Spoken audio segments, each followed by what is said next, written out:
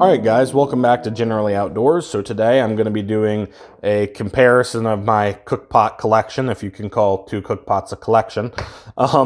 So for starters, this is my current primary cookpot. I covered this in my cook kit setup video that I put out, but I'll go a little bit more in depth on this one. So basically, right off the top, this is an Evernew titanium 900 ml pot, and I'm at peace with it.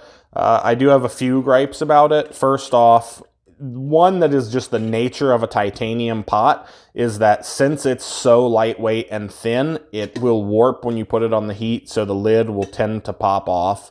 So you kind of just have to gingerly set it on there, which is fine. You know, the point of the lid is really just to help you trap in the heat, so you don't necessarily need to have it pressed on there. It's not like it's a pressure cooker or anything like that.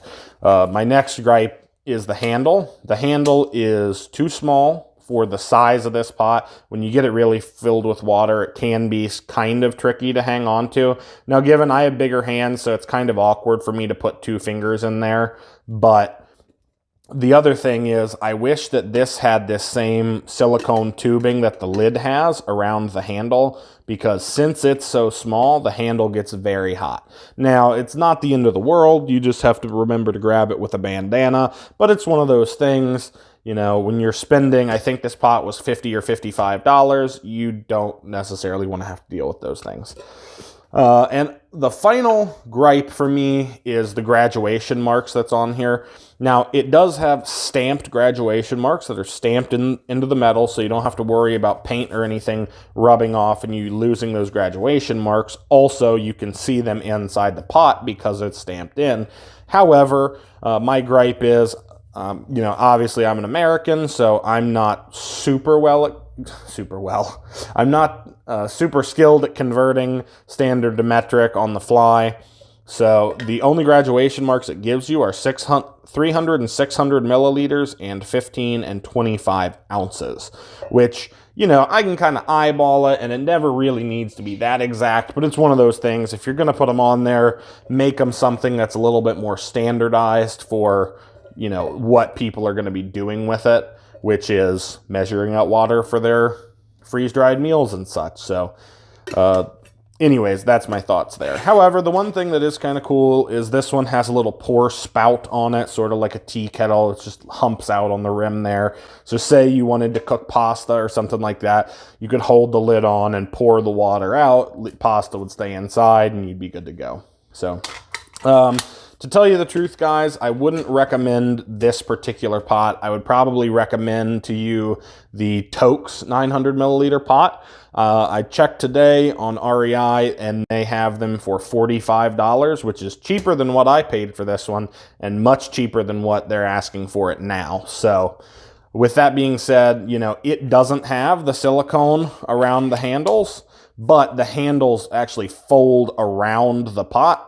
So since they're a lot longer, I imagine, you know, number one, you're going to be able to get a better handle on it when it's full. Number two, I imagine getting that length away from the pot and the flame, it's going to help deal with the heat in the handle. So, and also it has more practical graduation marks for my purposes. So that's what I would recommend in place of this one.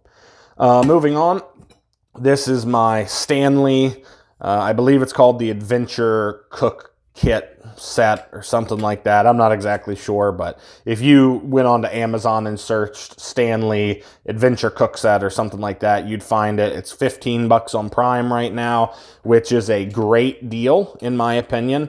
This pot is a 710 milliliter pot, 24 ounce, so it's actually a little bit smaller than this one, but for one person or even two people, this will probably get the job done, even if you guys want to make your meals simultaneously.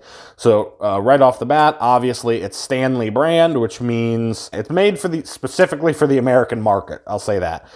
It has 8 to 20 ounce graduations in 4 ounce increments, which is much more convenient. As you can see too, it has the holes on it, so you could also get the same effect as the spout on that one and pour the water out if you wanted to make pasta in this or something. This little tab here for the lid is nice because it doesn't get hot. And the other cool thing too is I've seen a lot of guys, more like in the bushcraft community, they'll pull this and replace it with a key ring for two reasons. Number one, then you can cook over a fire with it and not have to worry about this melting. And also you could actually hang the whole pot from a chain or a piece of string or something to cook over a fire, because this handle hinges over, which is a kind of a cool feature in my opinion. So as you saw, you just pinch the handle, you can slide that into lock it, and then open the lid. Not a lot to say about the inside. I should mention the kit includes these two cups. I think they're 12-ounce cups each, but you know, I don't know how, 10-ounce cups, sorry. I don't know how many people actually use these because they are heavy for what they are, and you know, most people are just drinking their water, or they're adding something to an Nalgene or a smart water bottle or something else that they have out there, and they don't actually drink out of a cup. But it's nice, you know, if you want to have a hot cup of coffee in the morning or something like that, you can bring one of these with you. And the cool thing is too, you can put your cup in there. This is my GSR Gigapower stove, which is a pretty decent sized stove. Just to give you guys a quick comparison, this is my BRS 3000, so it's a good bit bigger than that one, and you can drop that in there and still have room to fit a standard 3.9 ounce can. And while the lid usually doesn't want to fit on perfectly, you can still get it to where the handle will slide over and hold the lid on. So, you know, for people who are OCD and want everything to nest just so, it's not going to be a great system. But, you know, if you ditch the cup, then you don't have that problem at all. Or if you were running the BSR, you wouldn't have that problem, which I would recommend running the BSR. I'll show you guys that really quick just for the sake of argument. Drop it in there, drop in your gas can, and you're good to go. As you can see, that locks in. Oh God.